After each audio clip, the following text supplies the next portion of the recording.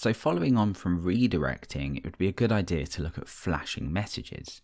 Normally in this kind of scenario where we create a post and we're redirected over to the post that we've created, we might want a little message at the top here just to confirm that our post has been created. Or if we're redirecting over to the post index, we might want to say your post has been created. And for this, we're going to use flash messages. So let's go ahead and just simplify this down a little bit just so it doesn't get in the way, and we'll just hard code the value 1 in there since we're not working with the database at the moment. Okay, so what we want to do is redirect over to post show and flash a message inside of there. Let's just build the flash message up. So over in show, let's create out a little div just inside of here, and let's just say your post has been created like so. Okay, so that's what we want to see.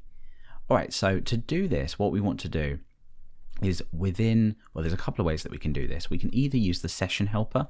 So the session helper, again, is a function which will give you an object, which will allow you to either store things specifically in the session or flash messages or do anything like that. So in this instance, we're going to use session flash. We're going to give a key in here. So for example, we might have a status key and then what value we want to assign. So for example, your post has been created. Now with this, that's now going to flash that. Let's go over to post/create and enter ABCDEF again, hit post, and technically we have a flash message that has been flashed. We're just not looking for it inside of our views just here. So now the goal is to replace this with checking if the flash message exists, because we don't want to show any markup if it hasn't, and second of all, extracting the message out. So what we want to do is replace this out with an if statement, because we want to check if it actually exists first. And we're going to use, again, the session helper. Now this will allow you to do things like has if you want to. So we can say, well, if the session has a value called status, then I want to output something here. So that would work. Let's head back over to the create form, go ahead and post that through, and you can see we get the value ABC output. But what we want to do is create out a div, which you would of course style up, and we want to output the actual value within status. So what we can now do is say session get status, and of course output that using blade curly braces. Let's come back over to create. Let's create out another post again, and there we go. Your post has been created. So we're now flashing that message from here, picking that up inside of here by checking it, and then finally outputting the value. Now let's tidy this up, because Laravel has a nice clean syntax for flashing messages and also picking these up inside of here as well. So let's move this all to one line here. It kind of makes sense. We want things to flow really nicely. So what we can do is we can redirect to this route, but we can use the with helper, and we can say with status, and we can use the same copy. So let's grab that and pop that in there and get rid of that line. Now you might not like this, but typically what you'll find within Laravel is we pull down things like this. There's a lot of chaining going on here, which tends to make things a lot easier to write and a lot easier to see what's happening. So after we've validated and potentially stored it in our database, we're redirecting to this route with a status and this string. Now let's just go over and see this in action. So let's go over to create ABCDEF, post that, and you can see that works. Now we didn't look before at refreshing this page, but the point of a flash message is that when we refresh this, it goes. It doesn't hang around for more than one redirect. Okay, so as well as doing this, let's take a look at the session checks that we're doing here. This isn't verbose at all, but we can actually shorten this down.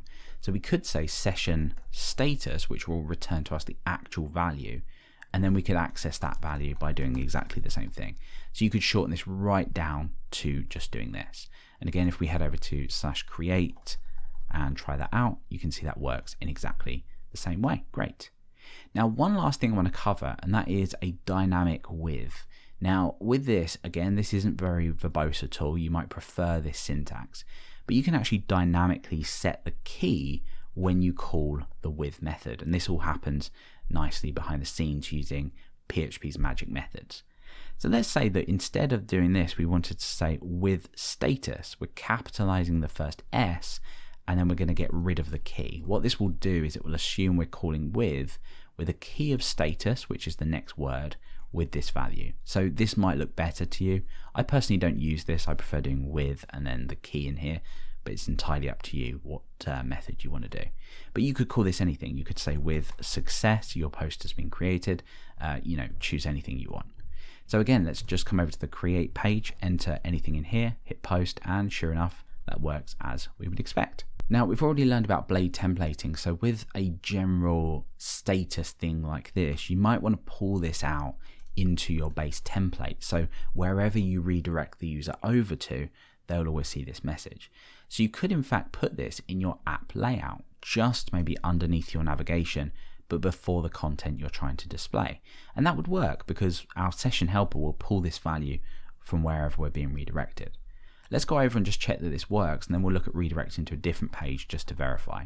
So I'm going to go ahead and post this, and sure enough, that has worked because that's now accessible anywhere. But let's say that we wanted to instead redirect over to the post index. Well, now that we've got that inside of there, that's going to work because it's inside of our layout.